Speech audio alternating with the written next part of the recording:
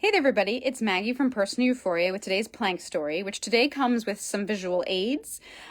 So I'll get this clock started first, but you can pick your favorite movement. So plank would be great, but you could also march in place.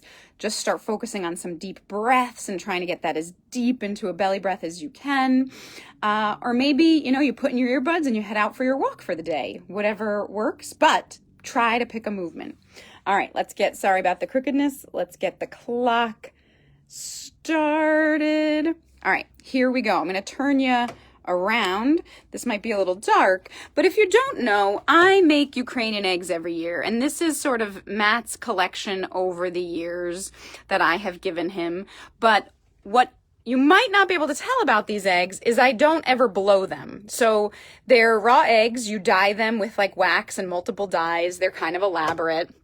But then most people blow them so that they're hollowed out. I leave them, and eventually over years they rot out. So like this is last year's, it's still pretty heavy, but this is a few years ago and it's actually quite light. The problem is, though I have some from childhood, they kind of are ticking time bombs. Some last forever, and some will at some point crack or explode. You'll come home and your house will smell, but you're not thinking of the Ukrainian egg 5 years later, so that you got, right? So it doesn't dawn on you right away. You just can't place this smell.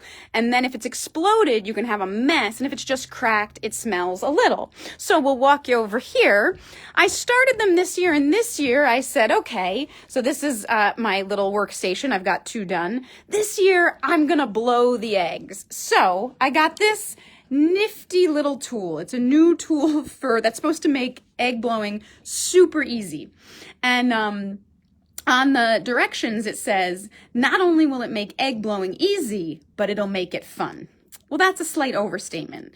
Now, I don't just not blow them typically out of laziness. That you could break the egg. It kind of takes a little bit of the dye off. It's not a perfect science. You can ruin a bit of your art, and they usually are fine. But whatever, this year I'm trying it, but I'm still cautious about putting a hole in it. So you take a little pin and you put a little hole in the egg, and then you insert this part and you blow on this. And so I go to do it the first time. Until my face turns red, nothing comes out of this egg.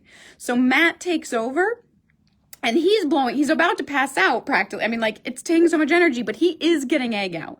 So I reread the directions. You got to make the hole bigger. Then, yes, totally easy. But again, I was cautious about breaking the egg, so I started very small. So definitely easy.